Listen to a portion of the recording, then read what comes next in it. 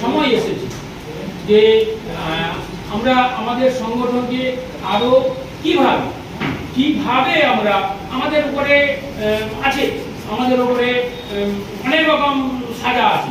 আমাদের যোগ্য শিক্ষকরা 3টার আগে ছেড়ে দিতে হবে, তার জন্য আর বেশি সময় নেব না। এখানে আমাদের জেলা নেতৃত্ব এবং অন্যান্য চক্রের সম্পাদকরাও আছেন। আমাদের প্রথমে সংগঠন নিয়ে দু একটা কথা বলেই আগে বলেছিলাম।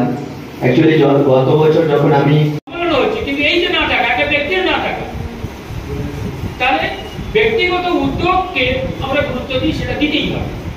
কিন্তু এই যে না টাকা, এই যে পরিস্থিতি, তাহলে আমরা ভালো চাইলেও সেই সময় লড়াই আন্দোলন করে আমরা পারিনি।